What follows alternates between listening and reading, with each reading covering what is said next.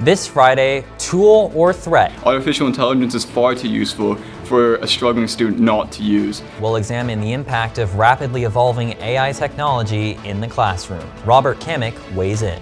Also this week, interviews with Shauna Ferguson. I think it can be really useful if you think of it as being an assistant. And Diana Bamford. It's so much more than just a tool to be able to write essays. And from the archives, we'll take a look at how technology was impacting River nearly 20 years ago. Which allows you to incorporate the computer and software and hyperlinks to the internet. I think that it makes my teaching more effective. Joining me for this week's Rapid Roundtable are Math Applications teacher David Cummings, Senior Student Trenton Sarvla, IB English and TOK teacher Jenny McAnally, and Lauren Laredo, a senior in the IB program. Welcome to the conversation. It's the Rapids Report.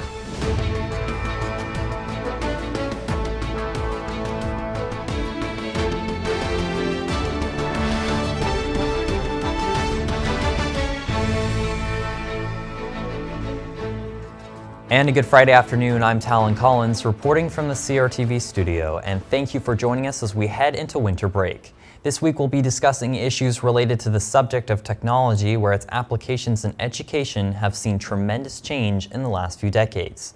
Since the turn of the century, we've seen the introduction of tools such as Elmo projectors, widespread use of laptops, iPads, and online textbooks, and perhaps the biggest tool, the introduction of the internet in classrooms, connecting students with nearly limitless information and global culture.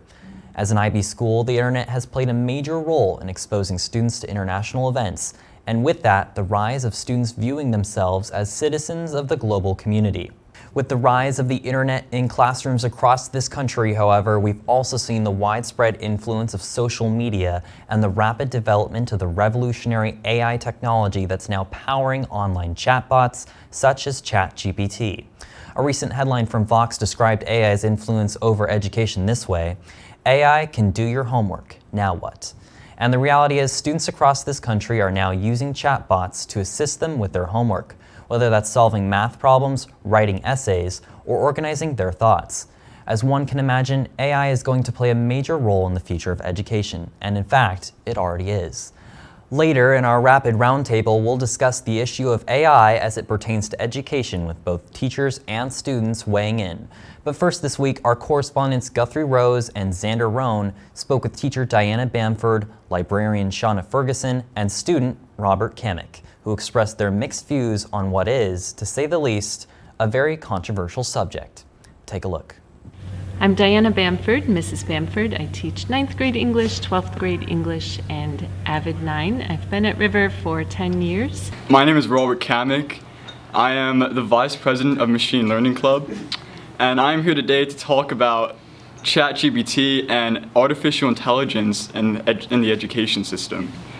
Hi, I'm Shauna Ferguson, the teacher librarian at Columbia River, and I definitely support students and teachers throughout the year with a lot of their assignments, research, finding resources. So I've had several students and teachers ask me about the use of AI and how to use it responsibly. And I'm hoping that at River we can really take a lead in developing a school-wide policy that our district could adopt in terms of when is it a positive use of AI generative technology versus maybe when is it considered plagiarism or some other sort of academically dishonest use of a digital tool. About a year or two ago, I started hearing about AI, started hearing about a program called ChatGPT, and at first just thought, oh no, here's another tool students are going to use to be able to cheat on their essays, and I was really concerned about it. I was really nervous, and I was thinking, how am I going to teach writing? How am I going to catch them? What's the disciplinary action going to be? And over the course of the year, after I've been researching and talking to other teachers and talking to students, I've realized that it's so much more than just a tool to be able to write essays, and so much more than just something students will use to get out of work. In fact, it can really enhance the work and empower student voice. I've realized it is my responsibility to teach students about it and to explore how to use AI to make our work better, but not do our work for us. So as an avid user of ChatGPT myself, I feel like I'm pretty well qualified to talk on this topic. My peers, I think, would also agree with me. So when we look at how AI is used today, there's a stigma around AI that I think has been unfairly placed there. Because the reality is, everything that people have been saying about ChatGPT and artificial intelligence was also said about Google, was also said about the calculator, was even said about the abacus. So in reality, ChatGPT and AI and artificial intelligence is simply the next step in our education system and in learning how to properly educate ourselves. One day in my senior English class, they were joking because I was talking about how they can't use AI to write their essays. And they said, "Miss Bamford, do you think using AI is the worst crime in the world? Do you think it's worse than killing someone?" It's like, oh my gosh, of course, that's a bit dramatic.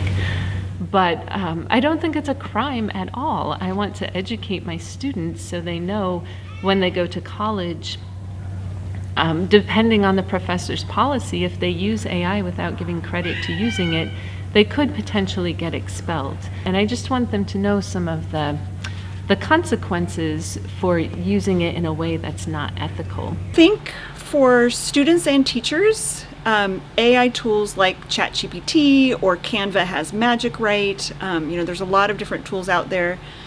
I think it can be really useful if you think of it as being an assistant, and also thinking about whether or not you are trying to take credit for something that you didn't actually create.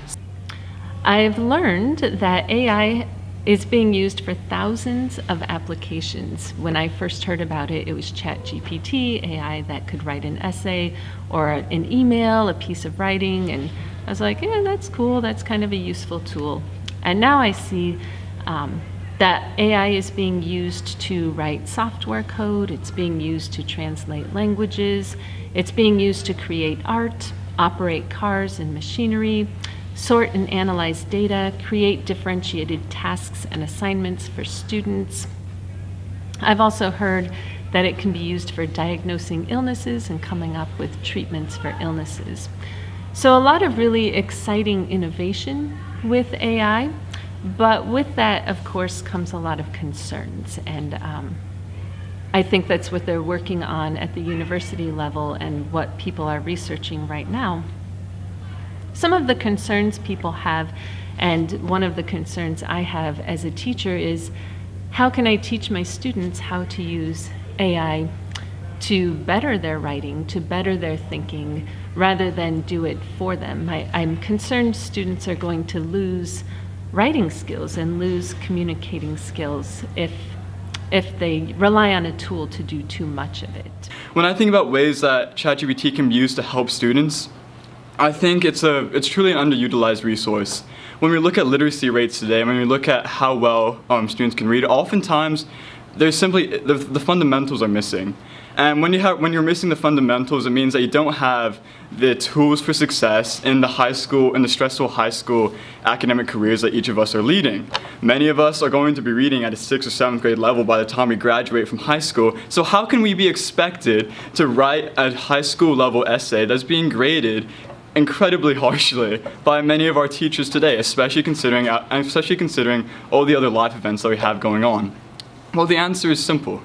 We can use artificial intelligence to shore up our weaknesses, and thereby create better academic outcomes for ourselves and for the teachers as well. By allowing the usage of AI in classrooms in any of its many forms, and by allowing a student to create prompted and to turn in AI-generated essays, or at least generated essays that have been gone over by AI, whether it's through sentence reconstruction or through grammar correction, it allows students that perhaps wouldn't even be able to write an essay in the first place to be able to bring up their essay to that of their peers.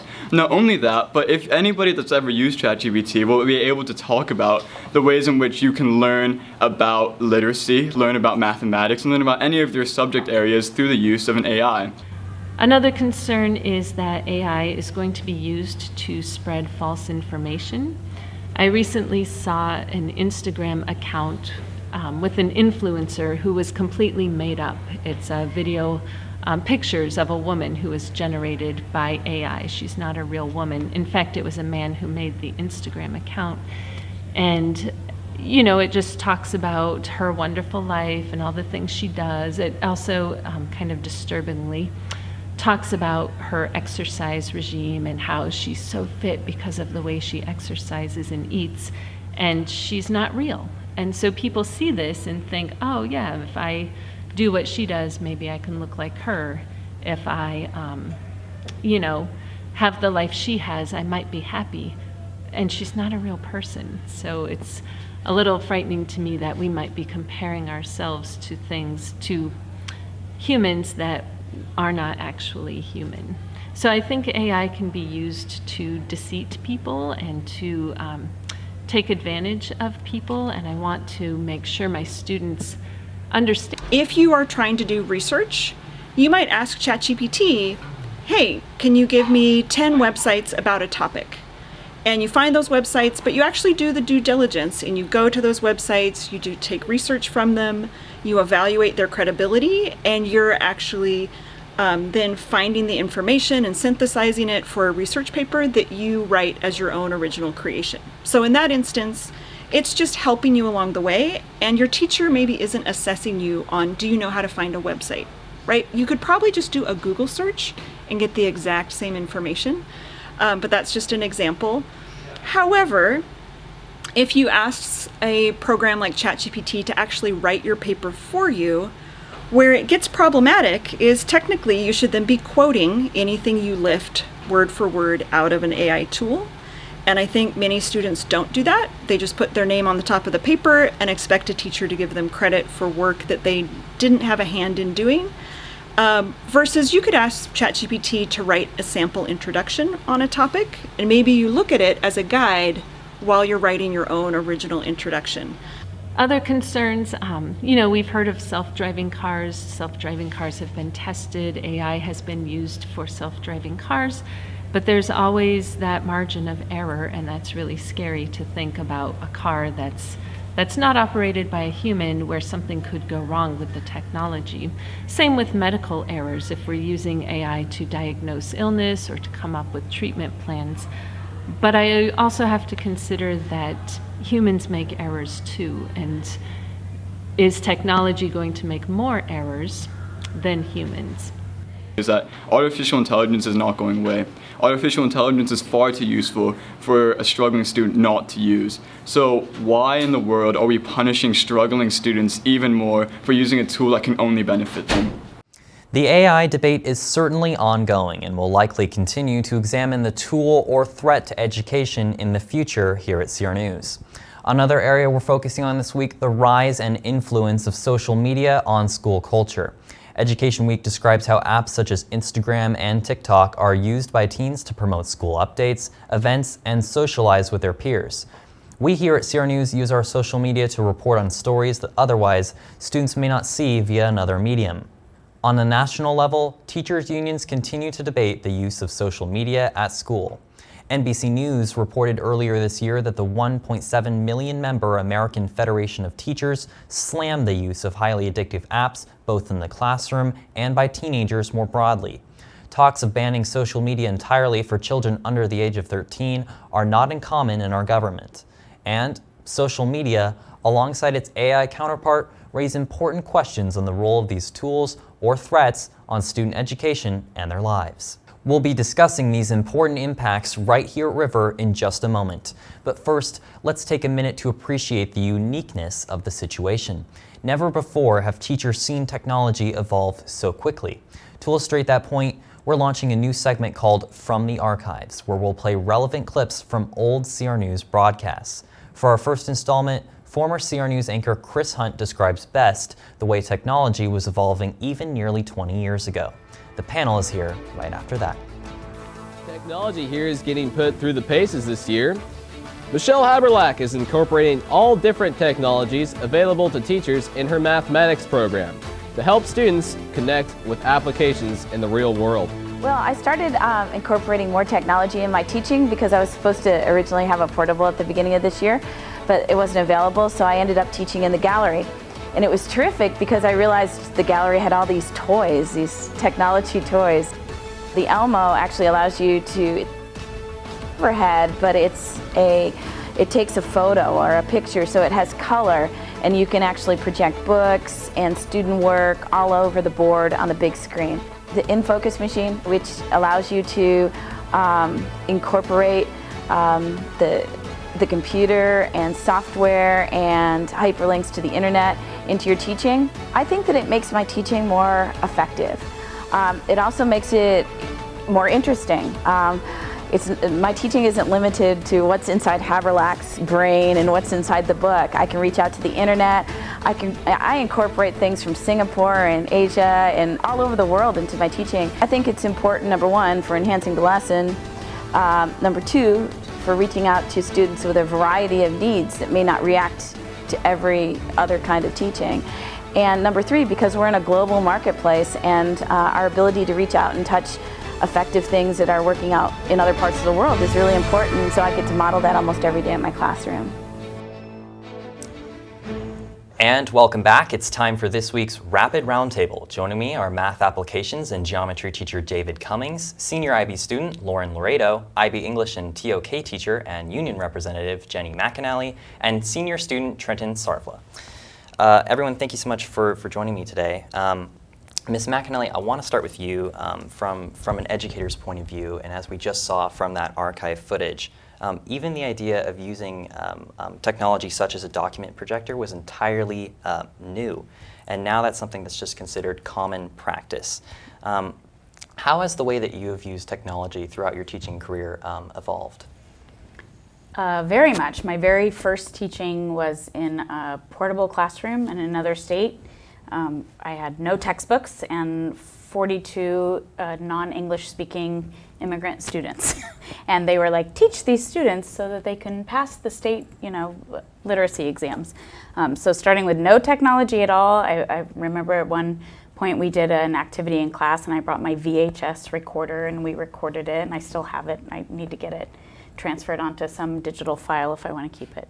So that was, my day one experience through the transparency era. So if you look in my classroom on my big wardrobe cabinet before you go out for like fire drill, there's an article featuring me from the Columbian, I think in 2009 or 7, and it's a picture of me writing on my overhead projector. So, who among us of teachers don't have just stacks and stacks of these transparencies, and you'd have to go and find them. And then, eventually now here we are, going even from my study time, when I was a graduate student, going through the actual stacks in the grad student library to now where we can find things at our fingertips. So it also seems to have moved very rapidly. Yeah, and Mr. Cummings, how quickly would you say that has changed in your teaching career? It was funny showing that clip there of Michelle Haberlach talking, and her being supposed to be in the portable, and that was about 20 years ago. She was saying that's when I started here, and I work closely with her, as a math teacher, and I still, when I'm going through old binders, which I don't know why I have any of these things because I've changed what I teach every year and how I do it, but I still have them from 20 years ago, and I have all of these things that I took the time, put it onto the copy machine, put the little, the transparencies on, and then photocopy it. So I have these. I have so many of those. And then it was just a couple years later, then we started using the document cameras, and now it's fundamental to what we're doing. If we have a day where, if Canvas or Synergy or something isn't working for us, we're in trouble. A lot of what we do is based on that, and if the projector suddenly isn't working or it's glitching, then it really throws us. So yeah, it's, I'm saying 20 years, it's only been 17 to be fair, but still, just in the time that I've been teaching, that has completely changed. Mm-hmm. Yeah, and Lauren and Trenton, for you as well, you haven't even, you don't understand, I guess, that initial perspective that comes from, but growing up in the education system that you have, and as we saw in the archive footage again, former Sierra News anchor Chris Hunt described technology as getting put through the paces. That was almost 20 years ago, like we've talked about, and now we're seeing the rapid development of AI technology. How has the rise of AI already been affecting your learning experience so far, and what role do you think that's going to play in future education? Well, I've seen that so many of my classmates have almost stopped doing their work and replaced it with AI, or I can't name a classmate who hasn't used AI in some capacity to just aid their work at least, and just do things to just make their life a little bit easier. And talk about perception of AI more broadly. Do you think students view it as a tool or as a threat? I think it's really mixed. It gets, some students are really wildly against AI, like to the point where they will never use it for like an assignment, like they maybe used it once and never again. And some people, like I know a student who has used AI for every single essay or assignment that he's turned in, and he has not had original work since he started doing the full IB program. So I think it's very mixed, but I think it can be used as a tool, and I think that it should be kind of embraced as a tool. It's just something that's kind of coming along with technology changing, and if we try to reject it, it's only going to cause students to not fully understand the capabilities or overestimate the capabilities. Mm-hmm. And so I think it needs to be explained and explored to students. Yeah, and Trenton, I want to bring in your perspective on this. How do you view AI? I think, AI and using that as a resources can be helpful. I think it's not the best to be used at school because it's taking away the aspects of school and learning that we're trying to achieve as in our education. And with the AI like ChatGPT, it's almost doing this for us. So what's the point of us being in like school doing this if it's just being like replaced? But I do see it as a tool like outside, like maybe in your work life, like when you get to a job. Like my mom, who head of HR for a senior living company, she uses it to like almost do a rough draft before she does her final copy. But because she's in a place where she's not trying to learn the information to make this thing, she's using that information to actually apply it. I feel like then it would be acceptable as a tool. But I don't really see its use in a school place, if that makes sense. Yeah. What about our teachers here in the room? Do you think that it should at all be involved in the school environment? Well, I have a question for you three, more about an opinion on something, and maybe we'll come back to it. But for it being used in a school environment, so any resource that we use, how are we using it or why are we using it? And the internet might be an example, or Wikipedia, of something that people would clutch their pearls over that when this was first becoming a thing. Oh no, now instead of an encyclopedia, people can just go onto the internet and find answers. Right? Instead of going anywhere on the internet, now we have one centralized place that we can go to on Wikipedia and find these things. So is it just like is it a new technology and thus we're afraid of it? Or are we also realizing some other things about this, in that it's making it very easy for people to seem like they're doing something when we know that they're not? And then what are the ramifications of that? What happens to somebody who's using that to get through and to appear to do well in school? But then what happens down the road? And I'm not just saying because they used AI, I'm saying because they didn't actually do anything in their education. So yeah, I have. It's interesting. We had a very similar discussion in the English PLC 2 weeks ago, and some people were saying, "Well, we can't be afraid of it," and I'm not afraid of it. There's nothing about it that makes me afraid. What as a literature and theory of knowledge teacher, I don't, in my curricular area, see a practical application for AI. And it doesn't mean that I don't think it could be used in a lot of different contexts where there is an application for it.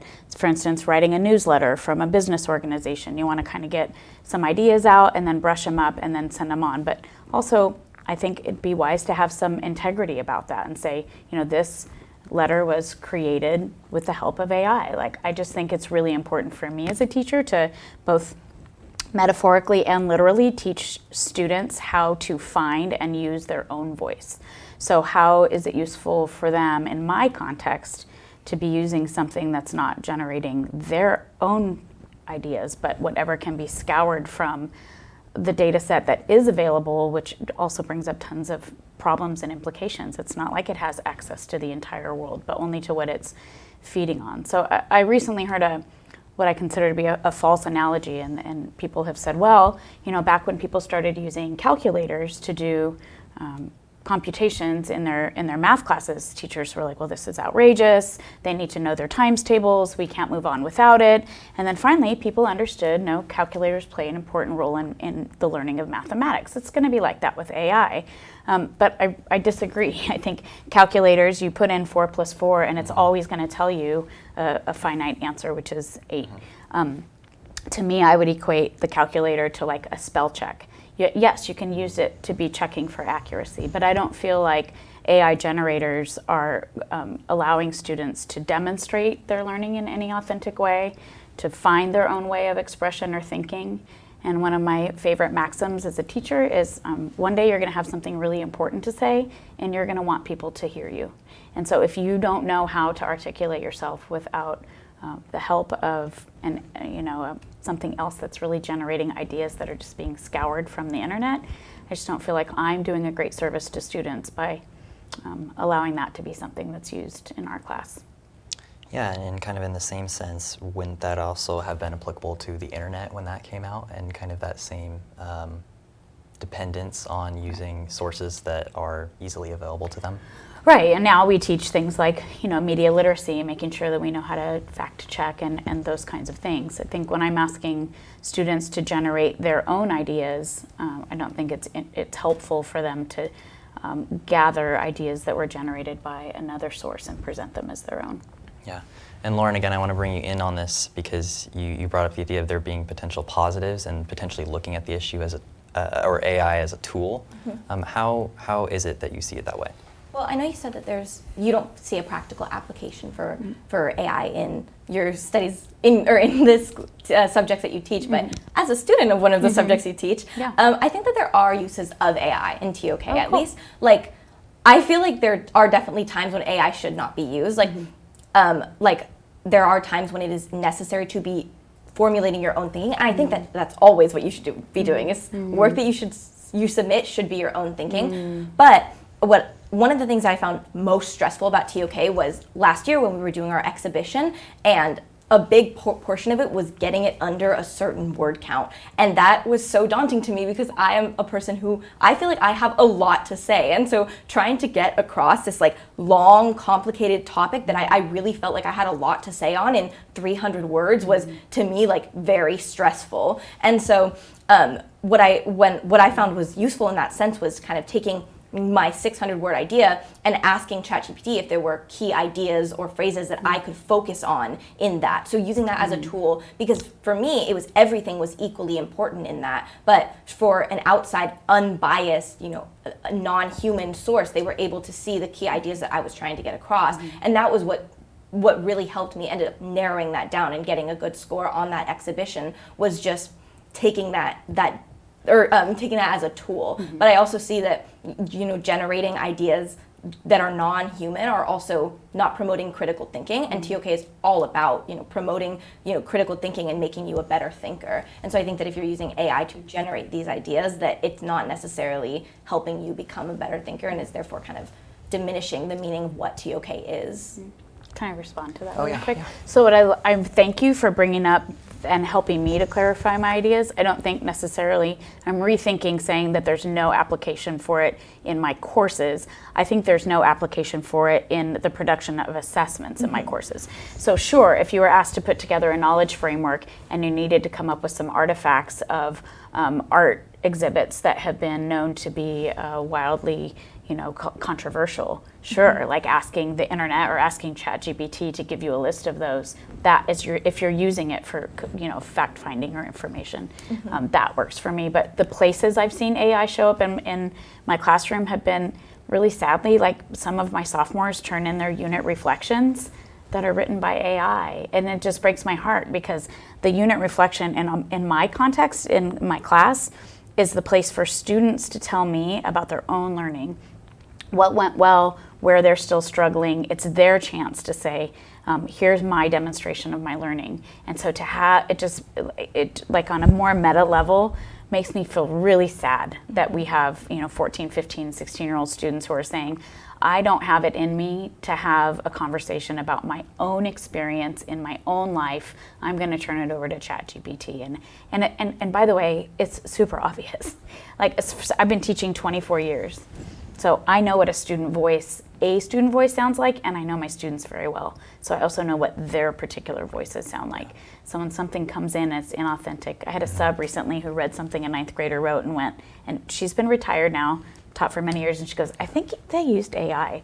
And Yeah. I said, yeah. No, it definitely We can know. be super obvious. Yeah, We especially when know. it comes to writing. We know. And Mr. Cummings, in your application as a math teacher, how do you think that AI is perceived, and how do you perceive it? I mean, I guess the bigger question really is, you know, what are we trying to accomplish when we assign a task, or when you're completing a task, an assignment as a student?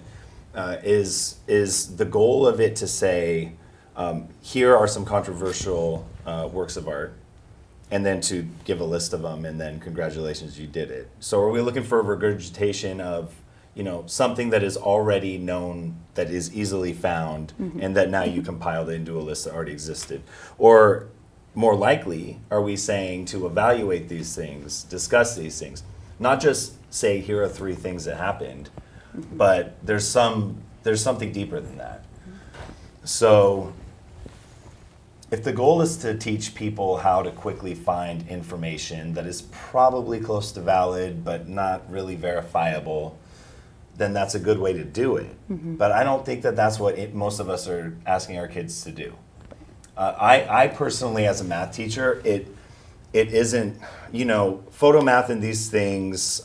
Slater was an old resource that kids use where you could just find all the answer keys for the homework out of a textbook. Like, these things have always existed, but I'm not really teaching them how to solve these lines. I'm not trying to get them to understand, you know, it's not really about a parabola. It's about learning how to think about things and explain what's happening, to evaluate what's happening.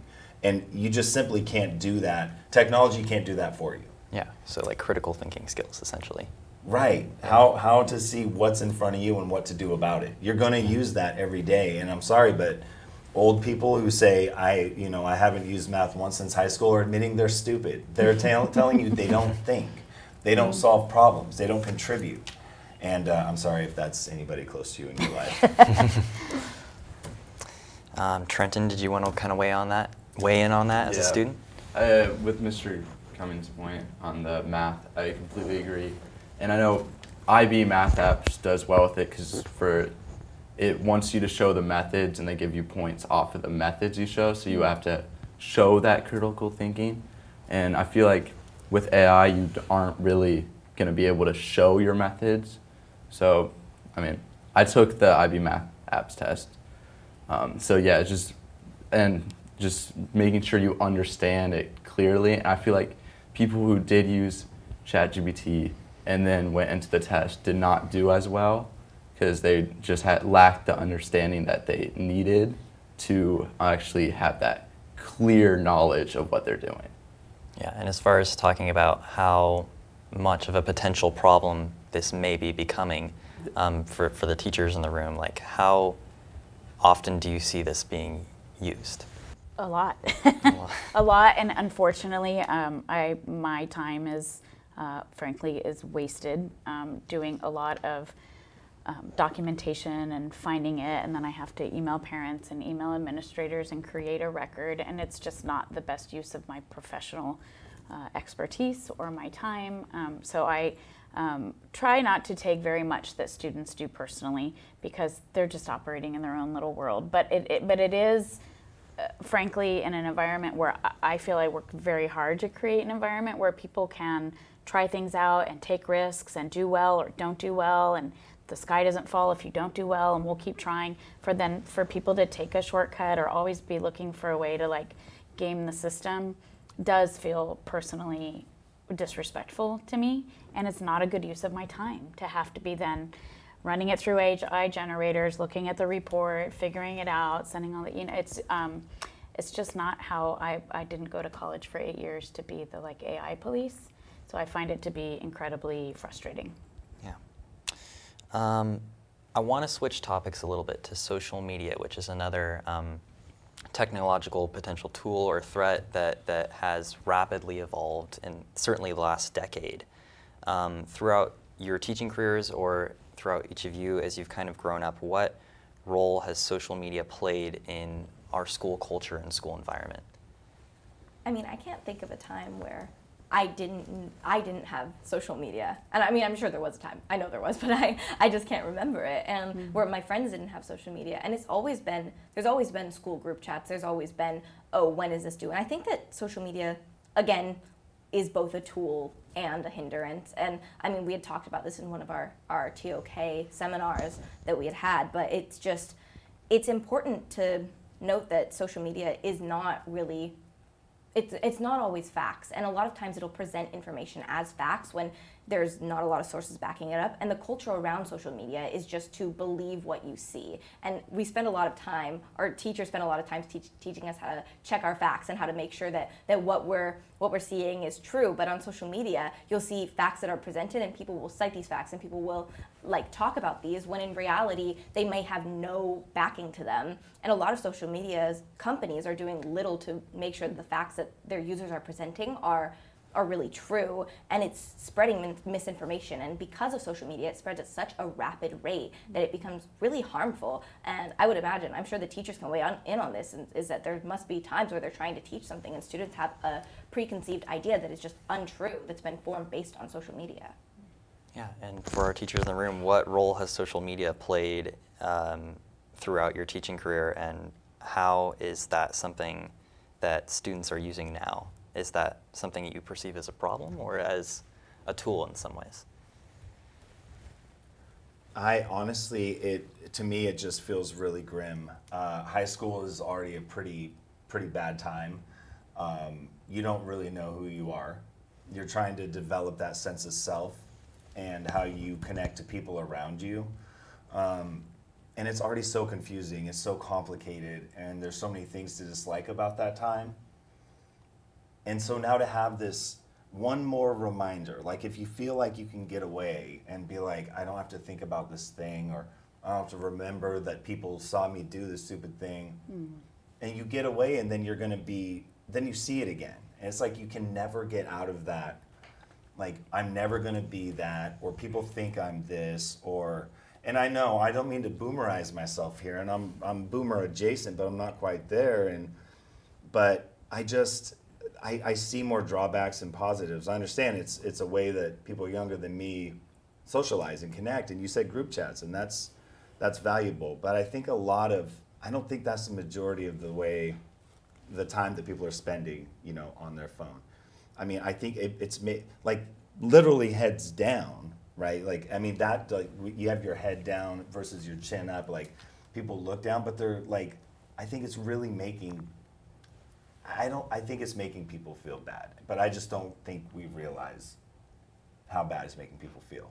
Yeah, and if anyone wants to kind of speak about potentially there's kind of been a growing dependence on social media in some ways in school culture, whether that be students are getting their information surrounding school events or athletics, they're consuming that usually really only through social media. We've kind of are losing other outlets for students to use, and that may be a potential problem. So I'm wondering what anyone would think about that. Well, I don't know if necessarily it's losing other outlets, but rather just evolving and growing out of them. And these other outlets are not necessarily, they're not needed anymore in a way. And I think that social media can also be useful. I know I have said a lot about how it has been a hindrance, but I also think that the River ASB page is I never go to the lower commons, so I never know when it's what are the spirit days, or these small things to just be involved in my school community. Those I find out only from their social media page, and I think these are useful. And then on those group chats, it's while I do understand the aspect of cyberbullying, I feel that it's not as prevalent as a lot of people think it is. And that it definitely is, it's an issue, but also I think that the benefits are outweighed, or the benefits outweigh it.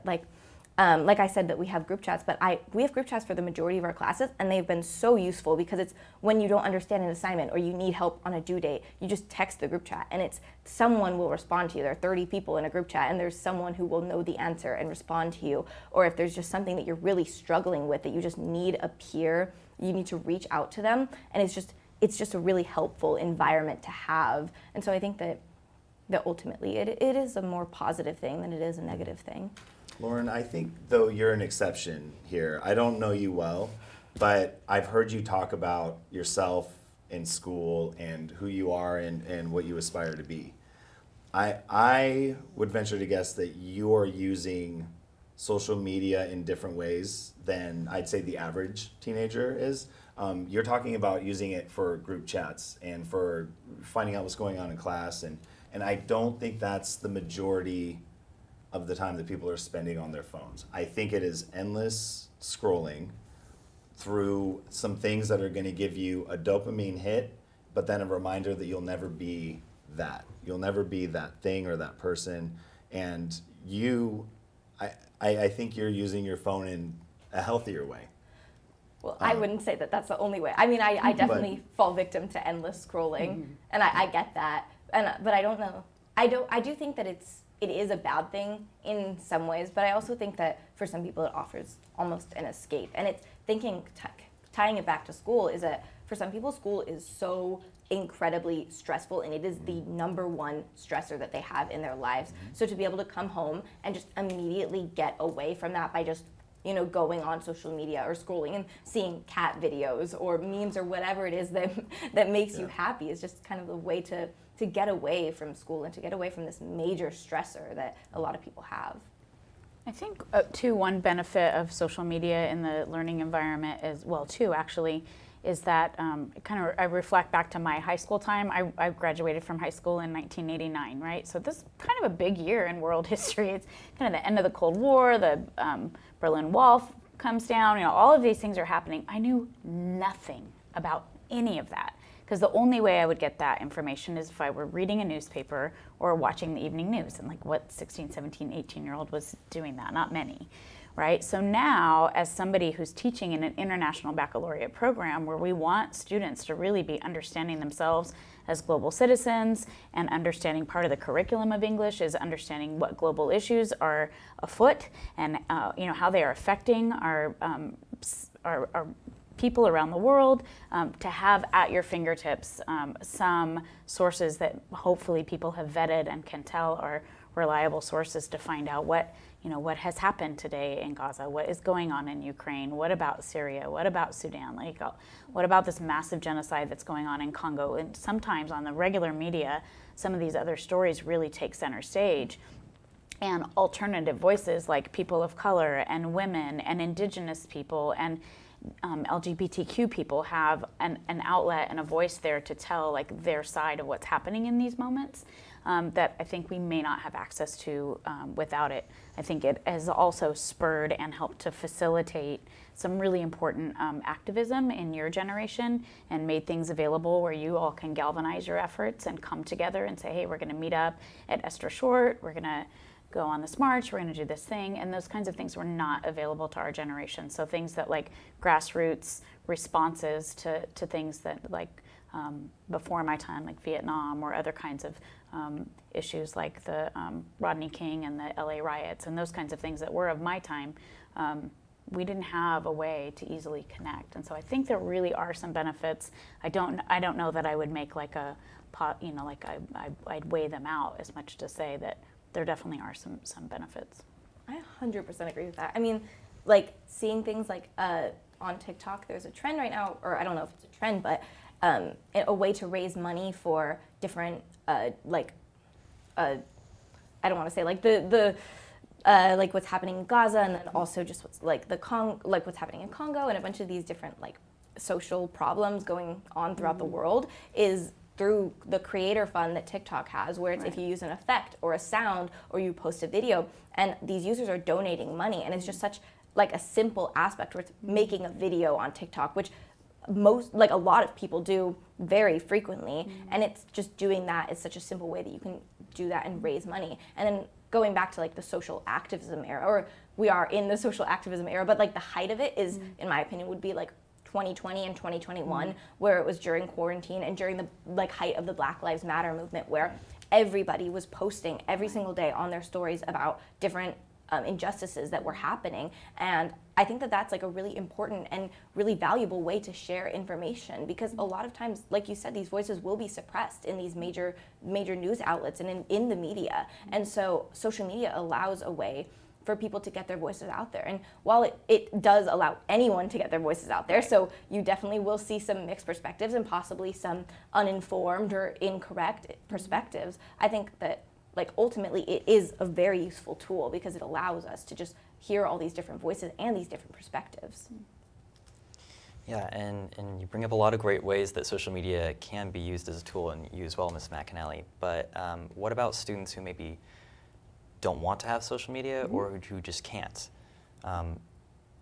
Do we think that, again, there has been some kind of, that our school culture has kind of developed now to a certain extent where there is a dependency on that for whether that's socialization or whether that's information, as each of you have kind of brought up? What do you think that our school can do to make sure that everyone feels included, whether that be through socialization or through the information they're receiving?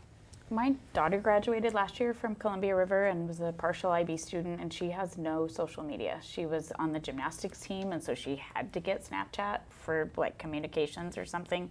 And she was like, this is stupid, I'm not using this. And so she just hasn't. That does not mean she doesn't spend plenty of minutes, dare I say hours, scrolling on things like YouTube, and she can get access to some of the things that are on social media without having a digital footprint in terms of having an account that is collecting particular kinds of data. So she's found her way through the world and through Columbia River High School pretty successfully. Someone in her friend group will have the social media and can get the chat or get the group. She can still text with friends, but that was her choice. I just said, if you're going to do something like that, I want to make sure we talk about safety and responsibility. And she's like, I don't want to be bothered. So she just has chosen not to participate. Yeah. And then I want to give everyone else here just one last chance to kind of weigh in on how we can solve that problem, because we do have to go here pretty soon. I don't know if there is a clear, definitive way to solve the problem, because, I mean, it can be used as a tool, but then also we can't ignore the mental effects that it has caused. Like, mental health has been increasingly become more of a problem, and it might not be a direct correlation, but there definitely is a correlation between mental health and social media use. And so there needs to be ways to kind of work around this to not create unrealistic societal views or goals that some social media platforms information portrays, almost like this is the ideal physique or look or way of being, where it's just toxic to our human minds in a way. Yeah, Mr. Cummings, Lauren? I think this is, it's a bigger problem than we're able to tackle. It, to me, feels a lot like having a conversation about people who are houseless, and two different people could say that I don't like that this thing is happening. But one is going to say, like I would say, it's because I feel bad for people. No one should have to live like this, right? But then other people would say, well, I don't like it because it looks gross, right? But what we're both saying is we wish that there was a solution to this problem, but that is going to have to go back decades and fix something that's been broken for a long time. And so at this point, I'm not saying there's no use trying, but the problem is much deeper than something we can change like this. This feels very similar to me because we're coming back now from kids who, in this very fundamental, critical developmental phase, 3 years ago. Think about where you all were 3 years ago. And I don't mean at home, but you were. You were in this time when, in your adolescence, when everything you should be young, wild, and free. And suddenly these things are taken away, and I understand why, but suddenly the world that you knew is no longer, right? And so the people you had faith in, the adults that said, trust us, someday, okay, you're gonna need this, or just believe us or whatever, and then suddenly you go, you don't know what you're doing. We're stuck at home. And now, so kids are 3 years out from that. The only way they could socialize was that. You know, to an extent, using their phones. And I'm not anti-phone at all, but now we have this problem where, so how, like, people don't feel good after that, of course. If you had any sort of anxiety or depression or anything that was exacerbated or at least highlighted. And so how do you now take people who went through that in a fundamental part of their life and then say, well, here at River, what we're going to do is this, and this is going to fix it? I think the problem is deeper than that. And we talk about this a lot in our own group chat, which, believe it or not, we have. It's pretty fire, just saying. It's hot. But we talk about this, like, how do we improve the culture? But we are all sort of like, we need a time machine to go back and fix the things that have led to this. And we feel bad for kids. Not feeling connected, not feeling like you belong here, that sucks. But we don't know what we can do. And there's nothing we could, the cat is out of the bag when it comes to technology and all these things we've talked about, so. Yeah, I mean, I think you three all said it, is that there's not an easy fix, and that social media has a lot of problems and it has a lot of benefits, and then it's just deciding, it's a personal decision on if for you the benefits outweigh the problems, or if it's just too much. And like you said, there are definitely problems, and it's a personal thing. I don't think that it's also the school's responsibility to kind of have to make sure that students are, feeling included on social media. I think that's more of a student-to-student thing. If students choose to not use social media, then it's also, it's like Miss Mack's daughter, you have to go out and make friends and you have to do things. And it is probably going to be a little bit harder, but it's also, if you're making that choice for whatever reason, you're also, allowing yourself to kind of work through this. Yeah, I want to thank everyone today for being a part of this and for everyone sharing their ideas. Obviously, these two issues are very controversial and things that I think society and schools more broadly will continue to be discussing as far as how these things are involved in education. So again, I want to thank everyone for participating in this discussion. That is our show for this Friday. I'm Talan Collins. Have a wonderful winter break. We'll be back soon because here at CR News, the Rapids Report.